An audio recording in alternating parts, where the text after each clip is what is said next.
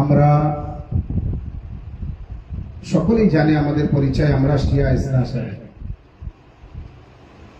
আমরা ইমামিয়া ফেরকা রাখি, আমাদের ফেরকার নাম ইমামিয়া ফেরকা, আমাদের মাযহাবের নাম ইমামিয়া মাযহাব, জাফরি ফেরকা। বেশি প্রচার যে ইমাম আলাইহিস সালামের থেকে হয়েছে, ইমাম ষষ্ঠ ইমাম, যার জন্য আমাদের ফেরকাকে বলা হয় জাফরি ফেরকা। সমস্ত এই জিনিসগুলি মুখস্থ করলে আপনার লাভ হয় যে আপনি যখন মারা যাবেন একটা আলিমের মতো হয়ে মারা যাবেন, আপনি এমনই জ্ঞান রাখবেন। কোরআন পাক যার মধ্যে আল্লাহ ইরশাদ করেছেন সবকিছু কোরআন মাজিদের মধ্যে আছে। ওয়ালা রাব্বিন ওয়ালা ইয়াবিসিন ইল্লা ফি কিতাবিম মুবিন, हर खुश्क तर इस किताब मुबीन के अंदर है। প্রতি শুকনো ভিজে যা আছে, ছোট বড় যা কিছু দুনিয়ার মধ্যে আছে কিতাবে মুবিনের মধ্যে আছে, প্রকাশ্য কিতাবের মধ্যে আছে। মুবিন অর্থাৎ প্রকাশ্য, খোলা হওয়া। তো কোরআনে মাজিদ এর থেকে বা অন্য কোনো ইমামে মুবিনকে কিতাবে মুবিন বলা হয়েছে আল্লাহ জানে, কিন্তু বলছে আল্লাহ কিতাবের মধ্যে, কিতাবে মুবিনের মধ্যে সব কিছু আছে। আল্লাহ রাসূলের একটি হাদিস আপনাদের সামনে বয়ান করেছে, যে হাদিসের মধ্যে আল্লাহ রাব্বুল আলামিন ইরশাদ করছেন, উলামা উম্মতি আফজালু মিন আমবিয়াই বনি ইসরাঈল। উলামা উম্মতি আফজালু মিন আমবিয়াই বনি ইসরাঈল। বনি ইসরাঈলে যত নবীরা এসেছে সেই সমস্ত নবীদের থেকে উত্তম আমার উম্মতের উলামারা। সালাম আলাইকুম।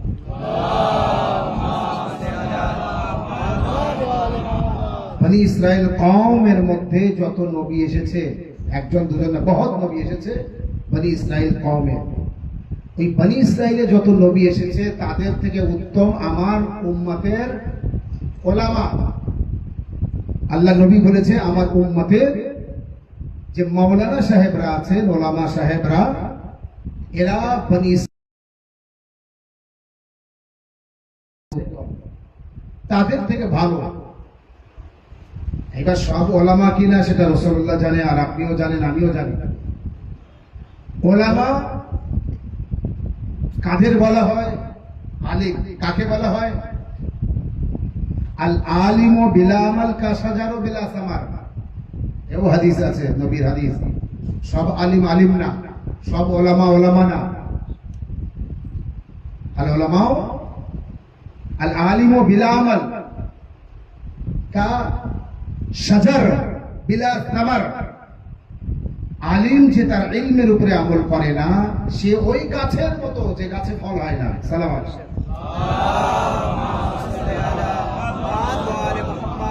তার মানে সব আলিম আলিম না, আর তার মানে সব আলিম বনি ইসরাইলের নবীদের থেকে উত্তম না। আলিম আলিম হতে হবে। যদি সে ওলামা ওলামা হয়, যদি সে আলিম আলিম হয়, তাহলে বনি ইসরাইলের যে আম্বিয়া নবীগণ এসেছে তাদের থেকে উত্তম। অত সহজ না তাদের থেকে উত্তম হওয়া। মুখে আল্লাহ আল্লাহ আর অন্তরে বুগজে আলী। একটা আলিম, একটা মাওলানা সাহেব, আমি একটা মাওলানা সাহেবকে নিয়ে বলি উদাহরণস্বরূপ, একটা মাওলানা সাহেব মুখে খুব আল্লাহ আল্লাহ, মুখে খুব নবী নবী, আর অন্তরে তার এজিদ এজিদ। ঠিক আছে? আলী আলাইহিস সালামকে ভালোবাসতে পারে না, আলী আলাইহিস সালামের ফজিলা শুনতে পারে না, পঞ্চদর পাক আলাইহিস সালামের ফজিলা শুনতে পারে না, অন্তরে তার এজিদ এজিদ। এ আলিম না, এ ব্যক্তি আলিম না। এক প্রকারের আলিম আছে, ইয়াজিদকে কিভাবে আলিম বানানো যায়, ইয়াজিদকে কিভাবে বেগুনাহ প্রমাণ করা যায়, ইয়াজিদকে কিভাবে প্রমাণ করা যায় যে সে গুনাহগার না। ये এক প্রকারের আলিম আছে। কিন্তু আমার আজকের আলোচনা বেশি আলিমদের নিয়ে, কারণ পাবলিকের সর্বনাশ করে তো আলিমরা করে।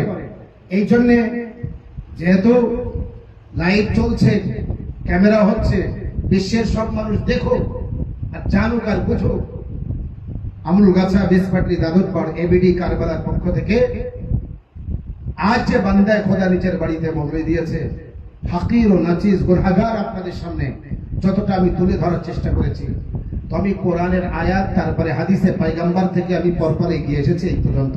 বোঝাতে পেরেছি আপনাদের এই পর্যন্ত? সালাম আলাইকুম মুহাম্মদ।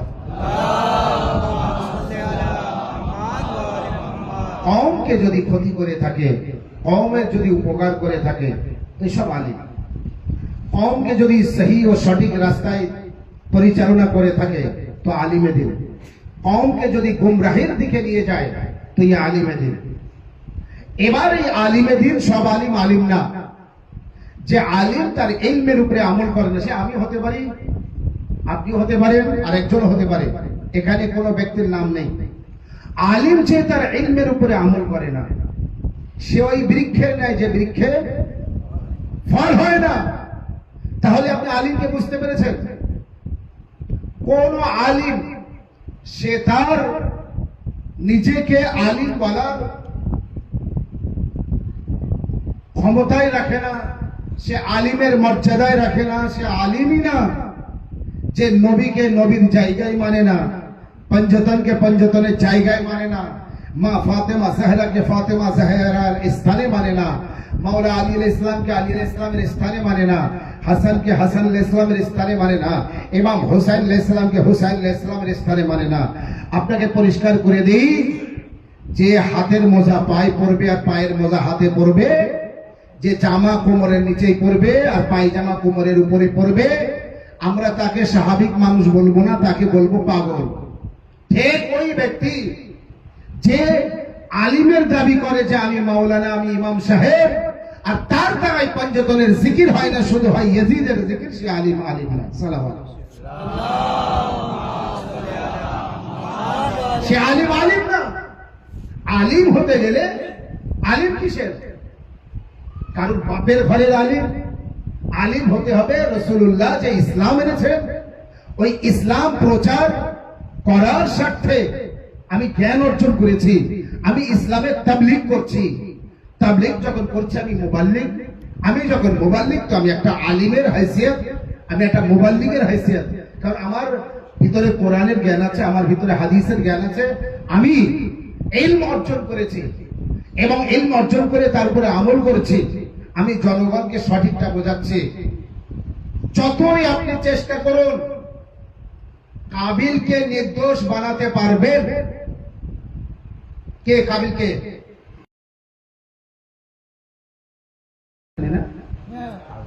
কথায় কথায় আমি আলিম শুধু মনে করলো যে আমি আরবি পড়েছি, আমি কোরআন পড়তে পারি, আমি সুর দিতে পারি, আমি হাজি রুমাল গলায় দিতে পারি, আমি টুপি পড়তে পারি, আমি হাব্বা জুব্বা পড়তে পারি, আমি মাওলানা। না, এর নাম মাওলানা না, এর নাম আলিম না। আলিম হতে গেলে দ্বীন ইসলাম আগে জানতে হবে, দ্বীন ইসলাম আগে বুঝতে হবে। তোমার গ্রামে তো সবাই আলিম, গ্রামের সবাই মাওলানা। সবাই মাওলানা হতে পারে না, সবাই আলিম হতে পারে না। আলিম হতে গেলে ইলম অর্জন করতে হবে। ইলম অর্জন করতে গেলে আপনাকে মাকতাবে যেতে হয়, মাদ্রাসায় যেতে হয়। বাড়িতে বসে বসে আপনি কিতাব পড়ে কিছুটা জ্ঞান অর্জন করতে পারেন, তাই বলে শুদ্ধ উচ্চারণ করতে পারবেন না, স্পষ্ট আপনি আরবি উচ্চারণ করতে পারবেন না। তাহলে আলিম হতে গেলে, ইলম অর্জন করতে গেলে আপনাকে মাকতাবে যেতে হবে। মাকতাবটাও সব মাকতাব না, মাকতাব আহলে বাইত ছাড়া কোনো মাকতাবের শিক্ষা সহি না। এটা মন দিয়ে শুনবেন। আহলে বাইত আলাইহিস সালামের মাকতাব মাদ্রাসা ছাড়া পৃথিবীর যত মাকতাব আছে সহি ইলম নেই। ইলম আছে, সঠিক ইলম নেই। সঠিক ও সহি জ্ঞান ও ইলম মাকতাব আহলে বাইতে পাবেন। এটা আমার কথা না, আমাদের ইমাম বলেছেন, নবীর আওলাদ বলেছেন, নবীর সন্তান বলেছেন, আমাদের পঞ্চম ইমামও বলেছেন, ষষ্ঠম ইমামও বলেছেন, সপ্তম ইমামও বলেছেন, আমাদের প্রতি ইমাম বলেছেন যে আমাদের আহলে বাইতের যে সমস্ত মাকতাব ও মাদ্রাসা আছে সেখান থেকে ইলমে সহি, সঠিক ইলম অর্জন করতে পারবে। এর বাইরে যে কোনো জায়গা থেকে যদি ইলম আসে সে ইলম সহি না, সে ইলম সঠিক না। এই কারণে আপনি যদি মাকতাবে আহলে বাইত ছাড়া অন্য জায়গা থেকে ইলম অর্জন করেন তো আপনার মধ্যে এমন ইলম আসবে, কখনো কখনো আপনি কাবিলকে মনে করবেন সঠিক প্রমাণ করব। হাবিল আর কাবিল দুই ভাইয়ের মধ্যে নাউজুবিল্লাহ ভুল বোঝাবুঝি হয়েছিল। তো কাবিল হাবিলের মাথায় পাথর মেরেছে, ইট মেরেছে, বা পাথর ছুঁড়ে দিয়ে মেরেছে, মেরে মাথাটা একেবারে ইটের সাথে মিশিয়ে দিয়েছে, মানে এক কথায় খুন করে দিল, শহীদ করে দিল। তো ঠিক আছে, ও কাবিলের দোষ না, ভুল বোঝাবুঝি হয়েছে। ফিরআউন মুসাকে মানেনি, ওটা ভুল বোঝাবুঝি ছিল, বোঝাতে পারেনি নাউজুবিল্লাহ মুসা। নমরুদ, ইব্রাহিম নবী নমরুদকে বোঝাতে পারি না, আর মুসা ফিরআউনকে বোঝাতে পারে না। আমার আপনার নবী নাউজুবিল্লাহ আবু জেহেল ও আবু লাহাবকে বোঝাতে পারি না। কিন্তু সবটাই একই খানদানের না, যাক ক্ষমা করে দেওয়া যাবে। যদি এদের ক্ষমা হয় তাহলে ইয়াজিদের ক্ষমার চিন্তা ভাবনা রাখেন, আর যদি এদের ক্ষমা না হয় তো ইয়াজিদের কোনো মতেই ক্ষমা হয় না। ক্ষমা হওয়ার কোনো জায়গা নেই, কোনো প্রশ্নই নেই। কিন্তু এক শ্রেণীর নবীর উম্মতীদের মধ্যে আলিমের দাবি করে, মাওলানা দাবি করে, তাদের চেষ্টা এটাই কিভাবে ইয়াজিদকে পরিষ্কার মানুষ প্রমাণ করব।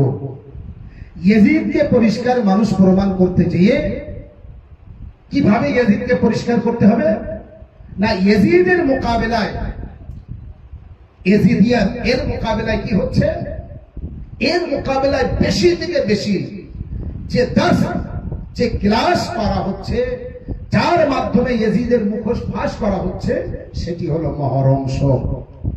এই মহরম শোক ও আজাদারিকে নিভিয়ে দিতে হবে, চেপে দিতে হবে, এর উপরে চাপ সৃষ্টি করতে হবে।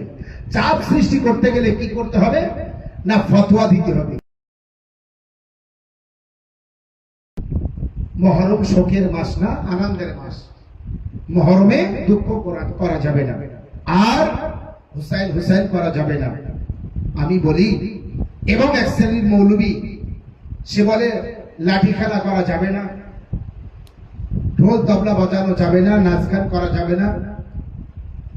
এই কয়েকটি কথা কি আমরা বহুত আগে থেকে বলে এসেছি। ইসলামে লাঠি খেলা নেই। মুহররমের নামে যারা লাঠি খেলা করছে এরা অন্যায় করছে। শিয়া ইসনা আশারি পৃথিবীর মধ্যে একটা ব্যক্তিও লাঠি খেলা করে জোরে উত্তর দেবেন, পৃথিবীর মধ্যে একটা শিয়াও লাঠি খেলা করে? অতএব শিয়ারা লাঠি খেলা করে না, লাঠি খেলা করে ওই ব্যক্তিরা, ওই ব্যক্তিদের ভিতরে একটা দল যারা লাঠি খেলা করে, ওদের সাথে শিয়াদের কোনো সম্পর্ক নেই। কারণ শিয়াদের নামাজ হাত ছেড়ে দিয়ে হয়, শিয়াদের নামাজ হাত ছেড়ে দিয়ে হয়। ওই যারা লাঠি খেলা করে ওরা হাত ছেড়ে দিয়ে নামাজ পড়ে না, ওরা হাত ছেড়ে দিয়ে নামাজ পড়ে না। তাহলে ওরা কোন বাড়ির মানুষ বুঝিয়ে দিয়েছি? সালাওয়াত।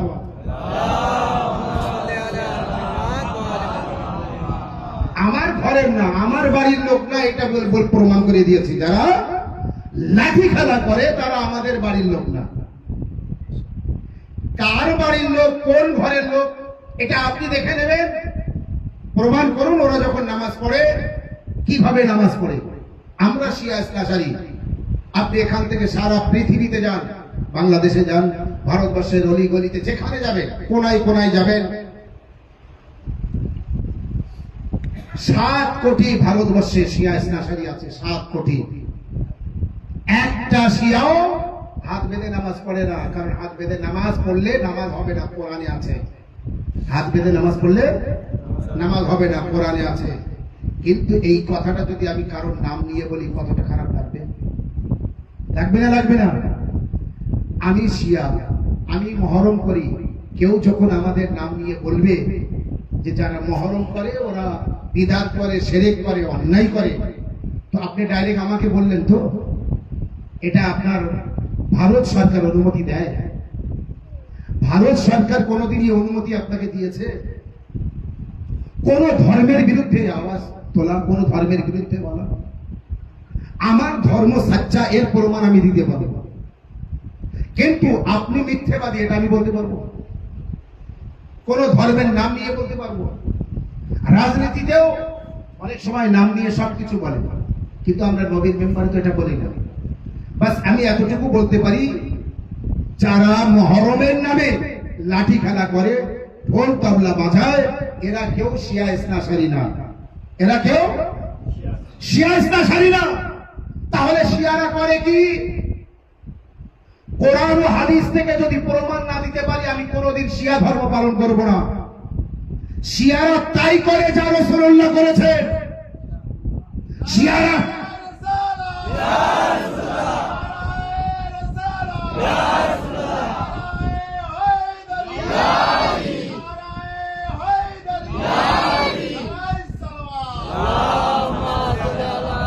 শিয়ারা তাই করে যা রাসূলুল্লাহ করেছেন। আল্লাহর কসম করে বলছি, রাসূলুল্লাহ আলী ওলিউল্লাহ পড়েছে তো আমরা পড়ি, এর নাম শিয়া। রাসূলুল্লাহ হুসাইন করেছে তাই আমরা করি, এর নাম শিয়া। রাসূলুল্লাহ আলী ফাতেমা হাসান হুসাইন করেছে তাই আমরা করি, এর নাম শিয়া। রাসূলুল্লাহ মাতম করেছে, মাতম বুকে হাত মেরে হুসাইন বললে যে শব্দ বার হয়, এর নাম মাতম। আর এই মাতম রাসূলুল্লাহ করেছে তাই আমরা করি। নবীর সুন্নাত হুসাইন করা আর নবীর সুন্নাতকে অমান্য করা, হুসাইন না করা, এটা হচ্ছে নবীর সুন্নাতকে অমান্য করা। এখন এক শ্রেণীর মৌলবী বার হয়েছে, পঞ্চতন সজন। পঞ্চতন কতজন? কোথায় কোন কারখানার মৌলবী আল্লাহ জানে, কোন কারখানায় তৈরি হয় এই মাওলানা আল্লাহ জানে।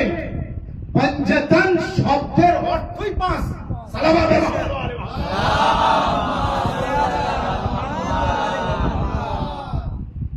এই যে পাঁচ মানে পাঁচ, জানে না ফার্সি? আর এটা ফার্সি শব্দ। পাঁচ মানে পাঁচ, এক দো সে চার পাঁচ, 1 2 3 4 5। ফার্সিতে এক দো সে চার পাঁচ, পাঁচ মানে পাঁচ, পাঁচতন একসাথে বলা হয় পঞ্চতন। সালাওয়াত মুহাম্মদ ওয়া আলি সংখ্যায় পাঁচ, যখন পাঁচজন এক জায়গায় হয় তখন বলা হয় পঞ্চতন। বেয়াদব বলছে সজন। তাহলে পঞ্চতনের মানেই হচ্ছে পাঁচজন। আর যে মৌলবী বলে সজন, এই মৌলবী বলছে শিয়া মানে খারাপ, শিয়া মানে এই, শিয়া মানে ওই, মহরম করা যাবে না, আজাগারি করা। আর পাপি সব লাফিয়ে উঠছে, কি ভালো বলছে। ওই মৌলবীর কথা শুনলে পঞ্চতন যেমন সজন বানিয়েছে, এ একদিন আল্লাহ কয়েকজন বানিয়ে দেবে। সালাওয়াত মুহাম্মদ ওয়া আলি মুহাম্মদ।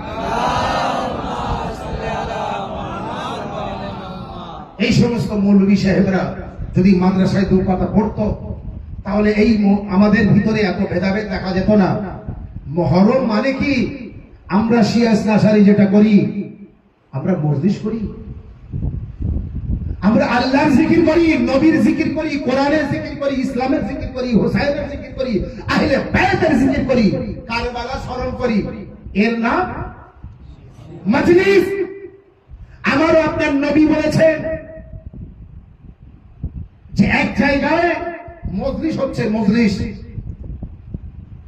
কোরআন হাদিসের আলোচনা হচ্ছে, জিকরে আহলে বাইত হচ্ছে, দ্বীন ইসলামের আলোচনা হচ্ছে, মজলিস হচ্ছে। আর পাশ দিয়ে নামাজে জানাজার জন্য একটি মাইয়াত যাচ্ছে দাফন করার জন্য। সাহাবায়ে কেরামরা জিজ্ঞাসা করেছেন, ইয়া রাসূলুল্লাহ, ওই জানাজা যাব না মজলিসে যাব?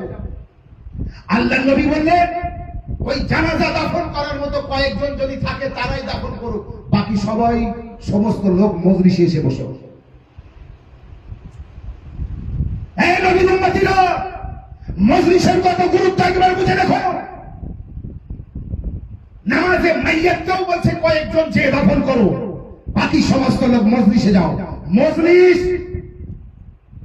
আরে বলছে 1000 বার উমরা হজ করার থেকে উত্তম মজলিসে ইমাম হোসেন। সালাওয়াত মুহাম্মদ ওয়া আলি মুহাম্মদ।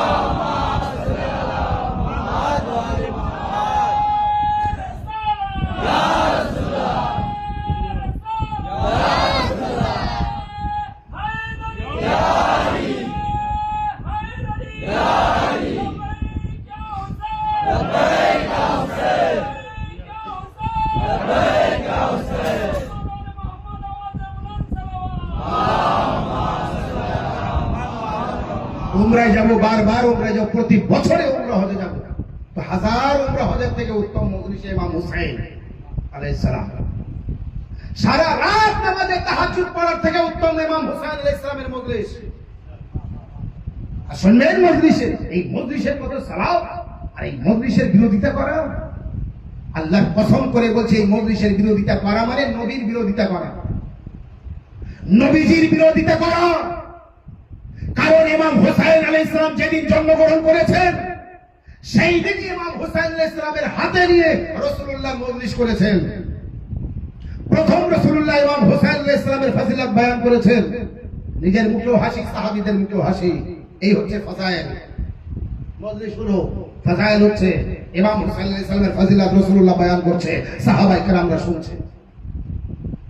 ফারাজারা জিবরাইল নাযিল হলো, কিছুক্ষণ পর জিবরাইল নাযিল হলো আর কারবালার মাটি নিয়ে আসলো আর ইমাম হুসাইন আলাইহিস সালামের শাহাদাতের খবর শোনালেন। সাথে সাথে রাসূলুল্লাহ দুই চোখে পানি, রাসূলুল্লাহ কাঁদলেন তো সাহাবীরা কাঁদলেন। এই মুসাইব। তাহলে প্রথমে কি হলো?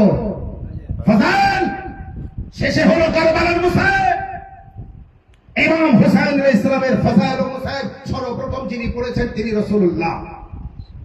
তার আগে রাসূলুল্লাহকে যে শুনিয়েছেন যিনি জিবরাইল আমিন, আর তার আগে জিবরাইলকে যে শুনিয়েছে সে হলো আল্লাহ তাআলা। নারে তাকবীর, নারে তাকবীর, নারে রিসালাত, নারে রিসালাত, নারে হায়দারি, নারে হায়দারি, লব্বাইক ইয়া হুসাইন, লব্বাইক ইয়া হুসাইন, মুহাম্মদ ওয়া আলি মুহাম্মদ সালাওয়াত। 10ই মুহররম দুঃখের দিন, দুঃখের, কিন্তু এক শ্রেণীর মৌলবী সাহেবরা বলে বেড়ায় আর জনগণকে একেবারে ভুল কিভাবে বোঝাচ্ছে দেখুন। বলছে ওই দিন নতুন পোশাক পরতেই হবে, ভালো মন্দ খেতে হবে, ছেলে মেয়েদের বিয়ে দিতে হবে, নতুন ঘরে উঠতে হবে, শুভ কাজ করতে হবে আর আনন্দের কাজ করতে হবে। কোরআন পড়ো, নামাজ পড়ো, রোজা রাখো আর বাকি এইগুলি করো। কিন্তু হাদিস শরীফের মধ্যে আছে এই দিন আনন্দের দিন, খুশির দিন মনে করত বনি উমাইয়ারা। বনি উমাইয়া। তাহলে আপনি বা আমি এই দিন কি খুশি করব? এক শ্রেণীর মূল সাহেব বলছে ইয়াজিদকে যখন মারা হয়, ইয়াজিদ যখন ইমাম হুসাইন আলাইহিস সালামকে শহীদ করলো, ইমাম হুসাইন আলাইহিস সালামকে শহীদ করার পর ইয়াজিদের কাছে যখন মাথাগুলি নিয়ে যায় তখন ইয়াজিদ হুসাইনের মাথা থেকে বলে মাতম করেছিল আর বলেছিল হাই হুসাইন, হাই হুসাইন, হাই হুসাইন। আর ইয়াজিদের ওখানে যারা ছিল তারা বলেছিল হাই হুসাইন, হাই হুসাইন, হাই হুসাইন, আর বুকে হাত মেরেছিল। তাই আজও যারা হাই হুসাইন, হাই হুসাইন করে হাত মারে এরা হলো ইয়াজিদ। কি সুন্দর করে, কি সুন্দর প্রমাণ দিয়েছে। ইয়াজিদের কাছে যখন ইমাম হুসাইন আলাইহিস সালামের মাথা গিয়েছে, ইয়াজিদ তখন হাই হুসাইন করে কেঁদেছে। এই হাদিসটি কোথা থেকে আসলো? আপনার পর্যন্ত এই হাদিস কোথা থেকে আসলো? আমি তো বলবো আপনার হাদিসের মধ্যে এটাও আছে আল্লাহ জাহান্নামে নিজের ডান পা দেবে। আপনি মানেন? বলবে না? আমি বলবো যেমন এই হাদিস মানছেন না, তো আপনি যে কথাটা বললেন এই পশ্চিম বাংলার ভিতরে কোন একজন বিখ্যাত আলিমে দ্বীনের আমি ভিডিও এটা শুনেছি, যে আলিমে দ্বীন বলছে, বিখ্যাত আলিমে দ্বীন পশ্চিম বাংলা, তার এই ভুল ধারণা, তার এই ভুল ও মিথ্যা হাদিস বয়ান করা, আল্লাহ তাকে হেদায়েত করো। তিনি বলেছেন ইয়াজিদ হুসাইন হুসাইন করেছিল, তাই যারা হুসাইন হুসাইন করে এরা সব ইয়াজিদ। আপনার বাপ মারা গেলে, আপনার বাপকে কেউ মেরে ফেললে আপনি আপনার বাপের জন্য কাঁদবেন। আপনি কি শত্রু পক্ষের হলেন না যে মারা গিয়েছে তার পক্ষের হলেন? আর কোন শত্রু আছে যে মেরে তার জন্য মাতম করে? ইয়াজিদ মারতে লাখো সৈন্য পাঠিয়েছে কারবালায়। ইয়াজিদের কাছে ইমাম হুসাইন আলাইহিস সালামের যখন মাথা গিয়েছে ৭২টি মাথা। ইতিহাস বলছে ইয়াজিদ বলেছে আমার সামনে কাফেলাকে আনা হোক, হুসাইনের বোন যায়নাবকে আনা হোক। পুরো কাফেলাকে ইয়াজিদের সামনে আনা হয়েছে।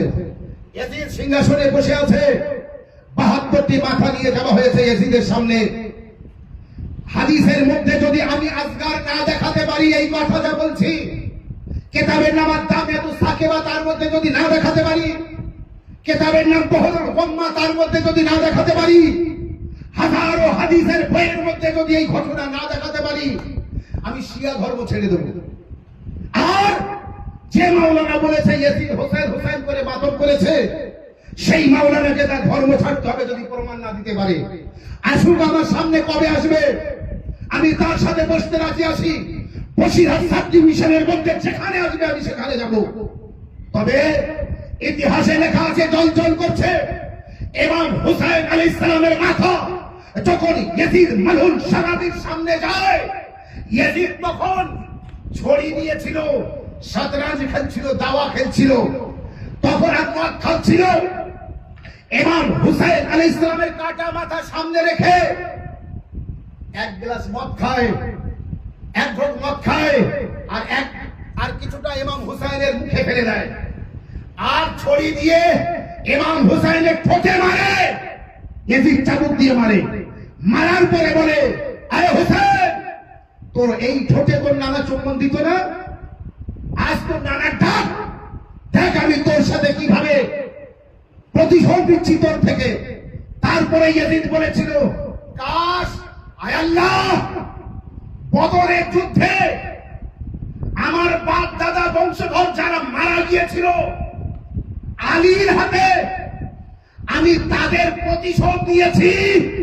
আজ যদি তারা বেঁচে থাকতো তাহলে দেখতো আমি কিভাবে বদরের যুদ্ধের প্রতিশোধ নিয়েছি।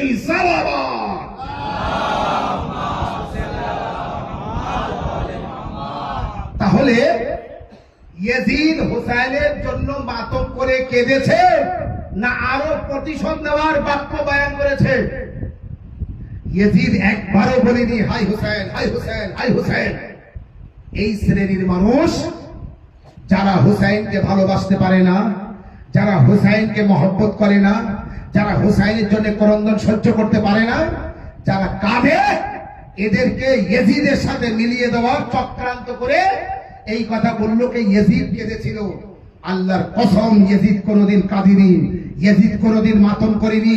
আরো ইয়াজিদ বলেছিল, যদি বদরের যুদ্ধে যারা মারা গিয়েছিল আমার বংশের লোকেরা, তারা যদি বেঁচে থাকতো তাহলে দেখতো আমি কিভাবে আলীর আওলাদদের থেকে, সন্তানদের থেকে প্রতিশোধ দিয়েছি।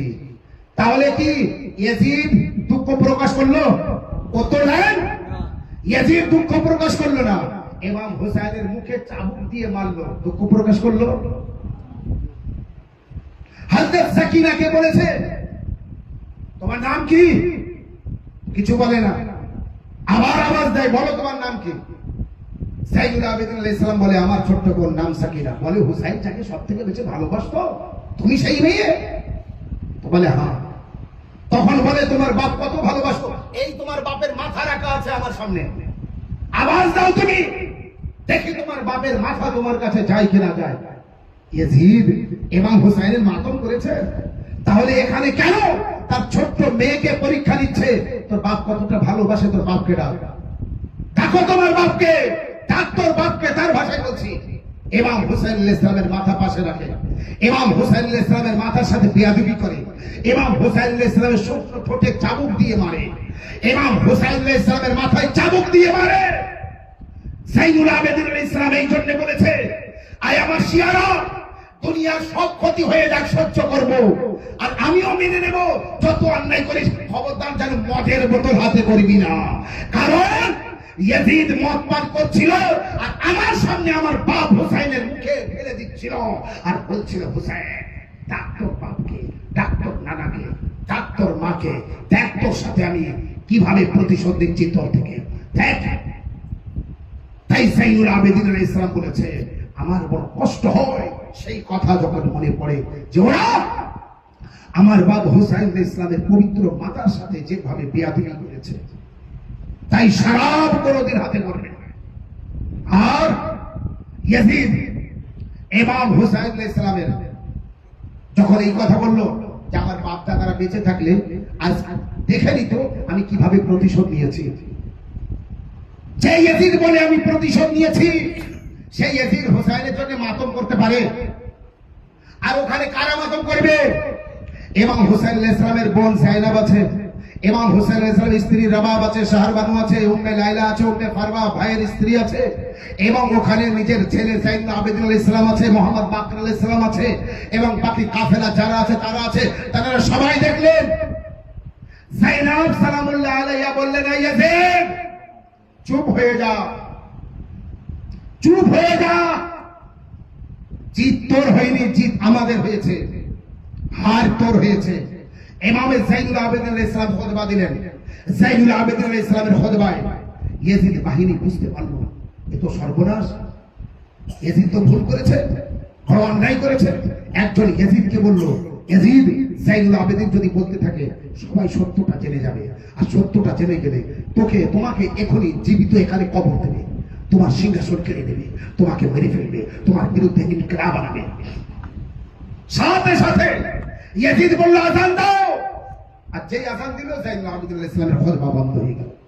যাইনুল আবেদিন আলাইহিস সালামের খুতবা ইয়াজিদের কুকর্ম ফাঁস করে দিচ্ছিল। ইয়াজিদ আযান দিয়ে চুপ করিয়ে দিল, বন্ধ করিয়ে দিল।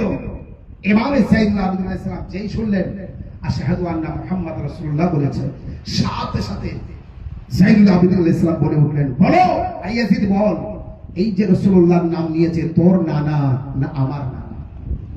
বল ইমাম হুসাইনকে কেন মারলি?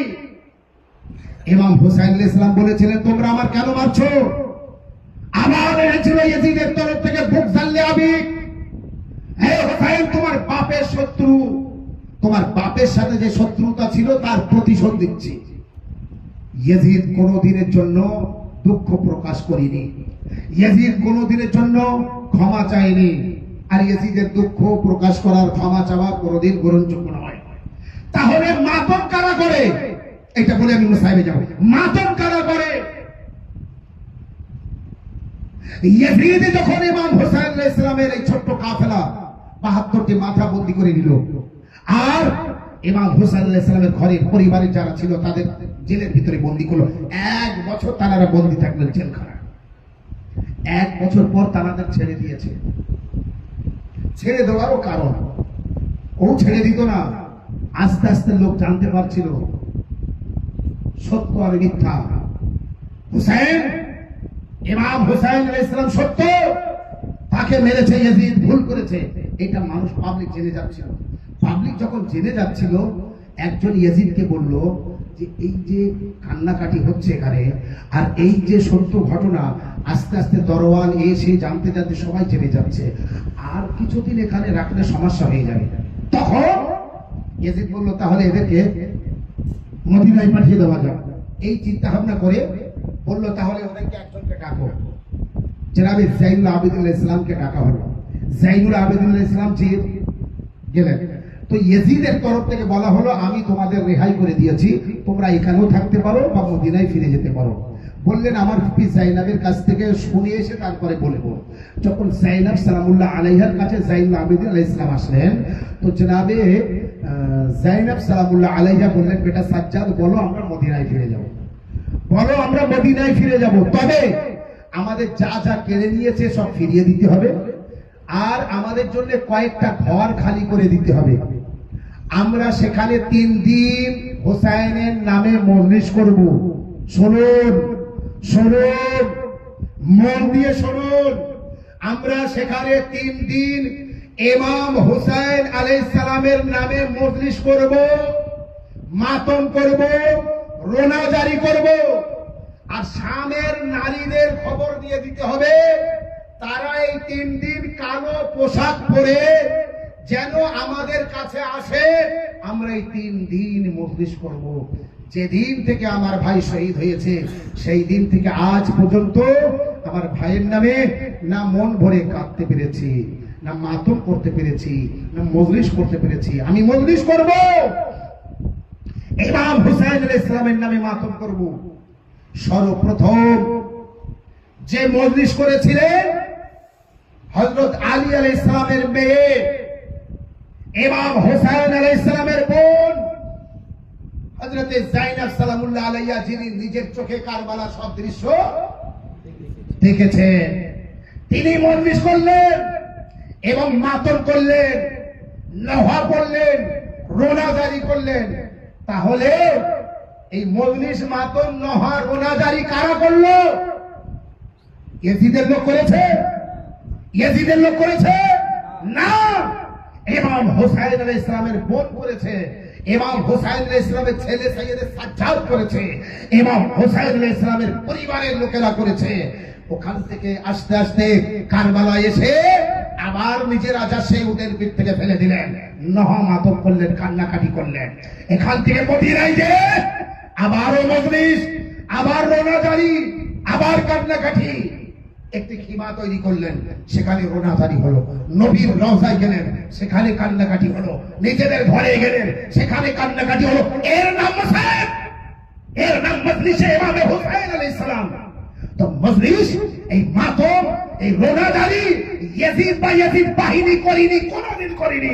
করেছে তো ইমাম হোসেন আলাইহিস সালামের বোন, ছেলে, মেয়ে, পরিবার আর তার মান্যওয়ালারা। আজও পর্যন্ত আমরা যে যেখানে পৃথিবীর কোনায় কোনায় আছি, আমরা হোসেন হোসেন করি, হোসেনের মান্যওয়ালারা করি।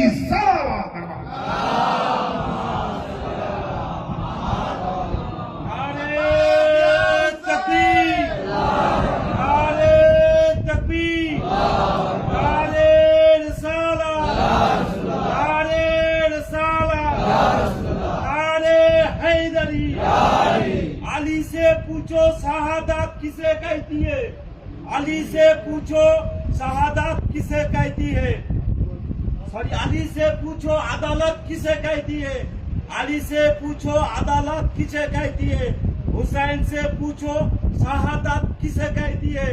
हुसैन से पूछो शहादत किसे कहती है? इजाजत ना थी हुसैन की, इजाजत ना थी हुसैन की जंग करने की, इजाजत ना थी हुसैन की जंग करने की। और ना अब्बास बता देती है क़यामत क्या होती है। नारे हैदरी और मोहम्मद सल्लल्लाहु আল্লাহুম্মা সাল্লি আলা মুহাম্মদ ওয়া আলি মুহাম্মদ ওয়া আজ্জিল ফারজাহ। ইমাম হুসাইন আলাইহিস সালামের আযাদারি মজলিস, মাতম, গামে হুসাইন, বিশেষ করে 10ই মুহররম কোন দিনের জন্য আনন্দের দিন না। 10ই মুহররম কোন দিনের জন্য খুশির দিন না। 10ই মুহররম দুঃখের দিন, 10ই মুহররম কষ্টের দিন। 10ই মুহররম যেদিন আপনার ছেলে মারা যাবে, সেই দিন আনন্দ করবে। আপনার যুবক ছেলে মারা যাবে আর আমি একটি ফুল নিয়ে যাব, ফুলের মালা নিয়ে যাব, ধন্যবাদ দিতে হবে। আমি ভালো ভালো পোশাক পরে যাব, আনন্দ করব, আপনার বাড়িতে গিয়ে হবে না, হবে না। তাহলে কি জন্য ইমাম হোসেন আলাইহিস সালামের দুঃখের দিনটা আপনি আনন্দে ঘুরিয়ে দিচ্ছেন? একটি মাত্র কারণ, সেটি হলো কারবালায় যারা যারা ইমাম হোসেনকে শহীদ করেছে তারা যাতে নির্দোষ প্রমাণ হয়। অন্যায়কারীদের সাথী, অপরাধীদের সঙ্গী হয়ে তাদেরকে নির্দোষ প্রমাণ করতে কারবালায় কিছু ঘটেনি, কিচ্ছু হয়নি। ও ইয়াজিদ যাওয়ার পরে ক্ষমা চেয়ে বাস একদম হালকা করে। এসব ঘটনা কি? এই ঘটনা হচ্ছে যে যার সাথে সম্পর্ক রাখে সে তার অন্যায়কে চেপে দিয়ে তাকে বাঁচানোর চেষ্টা করে, আর সেটাই হচ্ছে। এটা কোনোদিন হতে দেওয়া যাবে না, এটা হতে দেওয়া যাবে না। না, এই দিন এই নবী নাজাত পেয়েছে, ওই নবী পরিত্রাণ পেয়েছে, এই বিভিন্ন দিক দিয়ে আদম নবী তওবা কবুল হয়েছে, ইউনূস নবী মাছের পেট থেকে বাইরে এসেছে, ইউসুফ নবী কুয়া থেকে বাইরে এসেছে। তো এসেছে তো আপনার বাপের কি আর আমার বাপের? আমরা তো আখেরি নবীর উম্মত না? আমার আখেরি নবী ওই দিন সম্পর্কে, ওই দিন স্মরণ করে কি করেছে এইটাই ব্যাপার। আগের নবীরা ওই দিন কে কি করেছে, 1,24,000 নবীর দুঃখ কষ্টের দিন যদি আপনি স্মরণ করেন, আপনার ছেলে মেয়ে বিয়ে দিতে পারবেন? যেদিন আনন্দ করবেন সেই দিন দুঃখ আছে? নেই। এমন দিন নেই সেদিন কোনো না কোনো নবী মারা যায়নি। 1,24,000 নবী, 7টা দিন, তো এর ভিতরে কোনো না কোনো নবী মারা গিয়েছে, তার মানে দুঃখের দিন আছে। তো আপনি কি করবেন? ঠিক এইভাবে আনন্দের দিনও আছে। তো আপনি কি করবেন? কিন্তু আপনাকে আমি অনেকবার বুঝিয়েছি, আরো একবার বলে দিই, আপনার যদি ছেলে হয় আর আপনি ছেলের জন্ম তারিখ পালন করেন, খুশি করেন, আনন্দ করেন, তো আপনি প্রতি বছর ওই দিন আনন্দ করেন। 20 বছর আপনার ছেলের বয়স আর আপনি 20 বছর পর্যন্ত ওই দিনে আনন্দ করছেন। ঠিক যেদিন আপনার ছেলের জন্ম তারিখ 20 বছর পর, ওই দিন আপনার ছেলে মারা গেল, তো 20 বছরের পরে 21 বছর, 22 বছর, 23 বছরের পর পরে আপনি যতদিন ওই দিন অনুষ্ঠান করবেন, এবার আপনার ছেলের জন্ম তারিখ করবেন না মৃত্যু তারিখ করবেন? যতদিন ওই দিন না হয়েছিল, মারা গিয়েছিল, ততদিন আপনি জন্ম তারিখ পালন করেছেন। এবার যেই মারা গিয়েছে তো আপনি মৃত্যু তারিখ পালন করবেন।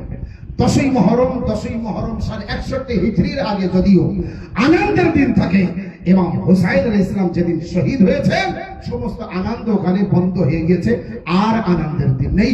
এবার থেকে 10ই মহরম দুঃখের দিন, এবার থেকে 10ই মহরম কষ্টের দিন। 10ই মহরম যদি দুঃখের দিন না হতো, তাহলে উম্মে সালমা 10ই মহরম সালে 61 হিজরি 10ই মহরমে রাসূলুল্লাহর স্ত্রী উম্মে সালমা ঘুমিয়েছিলেন। হঠাৎ উম্মে সালমা স্বপ্ন দেখলেন, আল্লাহর নবী এসেছে খালি পায়ে, খালি মাথায়, গায়ে ধুলো বালি মাখা, রক্ত মাখা। উম্মে সালমা কেঁদে উঠলেন, ইয়া রাসূলুল্লাহ, আপনি এই হালাতে? আল্লাহ রাসূল বলেন, উম্মে সালমা গজব হয়ে গেল। বলে কি হয়েছে? বলে আমার হুসাইন মারা গিয়েছে, আমার হুসাইনকে কারবালায় শহীদ করে দিয়েছে। আমি কারবালায় ছিলাম, আমি কারবালা থেকে আসছি, আমার হুসাইনকে শহীদ করে দিয়েছে। আমি আমার হুসাইনের দেহের রক্ত আমার শরীরে লাগিয়ে আমার হুসাইনের জন্য কারবালার জমিনে কখনো আলী, কখনো ফাতেমা, কখনো আমি আমার হুসাইনের জন্য ওখানে করন্দন করেছি। ও আজাদারো ভাইরা, মা ও বোনেরা, 10ই মহরম যদি আনন্দের দিন হতো, তাহলে রাসূলুল্লাহ কারবালার মাটি কেন নিজের গায়ে লাগাবেন? রাসূলুল্লাহ কারবালার জমিনে রক্ত নিজের গায়ে কেন লাগাবেন? খালি গায়ে খালি পায়ে কিভাবে মদিনায় যেতে? উম্মে সালমা যখন দেখছে রাসূলুল্লাহ খালি পায়ে এসেছে, খালি শরীরে, খালি মাথায়, একবার আওয়াজ দিলেন, ইয়া রাসূলুল্লাহ, এই দৃশ্য আপনার কোনোদিন দেখিনি। আল্লাহর নবী বললেন, উম্মে সালমা, উম্মে সালমা, খুব কষ্ট হচ্ছে আমার হুসাইনকে 3 দিনের ভুক পিপাসায় শহীদ করে দিয়েছে। আল্লাহ, উম্মে সালমা, কারবালায় আমার হুসাইন শহীদ হয়ে গিয়েছে। আমার হুসাইনকে শহীদ করার সময় এক ফোঁটা পানিও তার ঠোঁটে দেয়নি। আমার হুসাইন না না না না করতে করতে শহীদ হয়ে গেছে। আজরুকুম আল্লাহ, হুসাইনের শহীদ হওয়ায় রাসূলুল্লাহ কত দুঃখিত হলেন, রাসূলুল্লাহ কত কষ্ট পেলেন। উম্মে সালমার যেই ঘুম ভেঙে গেল, সোজা রাসূলুল্লাহর মাজারে গেলেন, রাসূলুল্লাহর কবরে গেলেন। আজাদারও খুব কষ্টের মুসাহিদ পড়ছি, আস্তে আস্তে পড়ছি, যতটা কাদার কেঁদে নেবেন। রাসূলুল্লাহর মাজারে যখনই গেলেন উম্মে সালমা, যে দেখে রাসূলুল্লাহর কবর থরো থরো কাঁপছে, মাজার হিলছে। একবার উম্মে সালমা বলে, ইয়া রাসূলুল্লাহ, কি হয়েছে? আপনি এত এমন কেন করছেন? জালজালা কেন? ভূমিকম্প কেন? আওয়াজ আসে, উম্মে সালমা, আমার বড় কষ্ট হচ্ছে। এই উম্মে সালমা, আমি থাকতে পারছি না। আমার হুসাইন লাশা জমিনে কারবালায় পড়ে আছে, লাশের উপরে ঘোড়া চালাচ্ছে উম্মে সালমা। উম্মে সালমা মাতম করতে থাকে। ও মদিনাবাসীরা, হায় হুসাইন মারা গিয়েছে, হুসাইনকে শহীদ করে দিয়েছে। কোথায় কোথায়? ইরাকের কারবালায় হুসাইন শহীদ, সাথে সাথে মদিনায় মাতম, নবীর মাজারে মাতম। উম্মে সালমা মাতম করছে, একদিকে সোগরা মাতম করছে। আজরুকুম আল্লাহ, ইমাম হুসাইন আলাইহিস সালামের শাহাদাতের পর যখন আহলে বাইত তারকে বন্দি করে নিয়ে যাচ্ছে আসাদারো। নিয়ে যেতে যেতে এক জায়গায় যাওয়ার পর ইমাম হোসেন আলাইহিস সালামের মাথা পড়ে যায়, আবার বর্ষার উপরে তুলে দেয়, আবার পড়ে যায়, আবার বর্ষার উপরে তুলে দেয়। যখন বর্ষার উপরে হুসাইন আলাইহিস সালামের মাথা থাকে না, সেমনে মনুর চাবুক নিয়ে আমারও আপনার বিমার ইমামের সামনে আসে, আসার পরে পিঠে চাবুকের উপরে চাবুক মারে। ইমামে যাইনুল আবেদিন আলাইহিস সালামের পিঠে চাবুকের উপরে চাবুক মারে। বিমারে কারবালা আওয়াজ দেয়, বাবা বাবা, তোমার এই ছেলে আর সহ্য করার ক্ষমতা রাখে না। এ বাবা, আমি আর কষ্ট সহ্য করতে পারছি না বাবা, আমার পিঠে কত চাবুক মারছে দেখো না। বাবা তুমি কি হয়েছে বলো, কেন তুমি বর্ষার উপরে থাকছো না, কেন কাফেলা আগে যাচ্ছে না? ইমাম হুসাইন আলাইহিস সালামের কাটা মাথা থেকে আওয়াজ আসলো, এ সাজ্জাদ সাজ্জাদ, আমার সাকিনা উটের উপর থেকে পড়ে গিয়েছে, আমার সাকিনা কাফেলায় নেই। সাজ্জাদ ফুপি যায়নাবকে ডেকে বলে, ফুপি আম্মা, আমার বোন সাকিনা কোথায়? জনাবে যায়নাব দেখে কোন উটের পিঠে সাকিনা নেই। একবার কাফেলাকে বলে দাঁড় করো, আমি আমার সাকিনাকে নিয়ে আসি। খুঁজতে খুঁজতে পিছনে যায়, যেদিক দিয়ে কাফেলা এসেছে ওই দিকে যায়।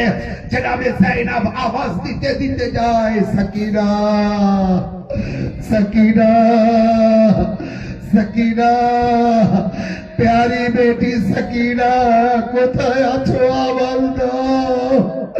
কোন উত্তর আসছে না। একবার আওয়াজ দেয়, কারবালার দিকে মুখ করে, আব্বা। ওদিকে সকিনা গিয়েছে, কোন উত্তর আসে না।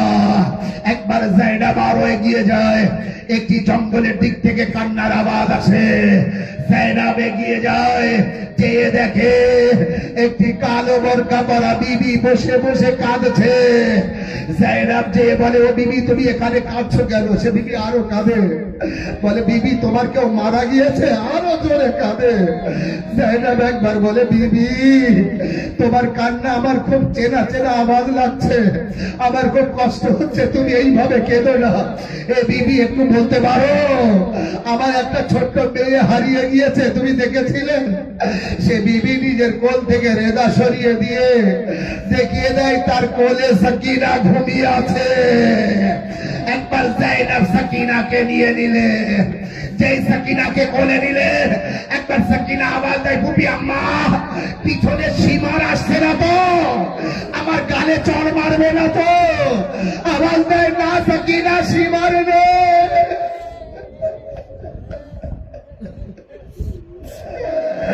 আল্লাহ কোনো কষ্ট না দিক, কারবালার কষ্ট ছাড়া। আচ্ছা, এই হচ্ছে কান্নার হক আদায় করো। মা জাহরা বাড়ি সাকিনার মুসাইব শুনতে এসেছে। একবার জনাবে যায়নাব সাকিনাকে কোলে নিলেন, আর সেই বিবিকে বললেন, ও বিবি, আমার কাছে এখন দেওয়ার মতো কিছু নেই, তুমি যে এত বড় উপকার করেছো, আমার সাকিনাকে খুঁজে আমাকে দিয়েছো, আমি তোমাকে কাল হাসরের ময়দানে আমার মাকে বলবো শাফাআত করতে। তখন সে বিবি মুখের পর্দা সরিয়ে আওয়াজ দেয়, যায়নাব, আমাকে চিনতে পারোনি? আমি তোমার দুঃখিনী মা ফাতেমা জাহরা।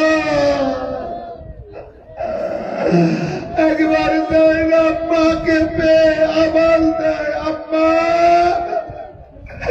আম্মা তখন কোথায় ছিলে যখন তোমার হুসাইনকে পোতা খঞ্জর দিয়ে জবাই করছিল? আম্মা তখন কোথায় ছিলে যখন খিমায় আগুন লাগিয়ে দিয়েছে? আম্মা তখন কোথায় ছিলে যখন আমাদের মাথার চাদর কেড়ে নিয়েছিল, সাকিনার গালে চড় মেরেছিল? ফাতেমা জাহরা বলতে, যায়নাব, আমি ছিলাম যখন তুমি খিমা থেকে দেখছিলে তোমার ভাইকে জবাই করছে। আরে আমার কোলে তোমার ভাইয়ের মাথা ছিল। আয় সিমরে মলোর খঞ্জর চালাচ্ছিল, আমি বলছিলাম আয় সীমা যাতা পিছে পিছে পালন করেছি, এইভাবে আমার হুসেনকে মারিস না।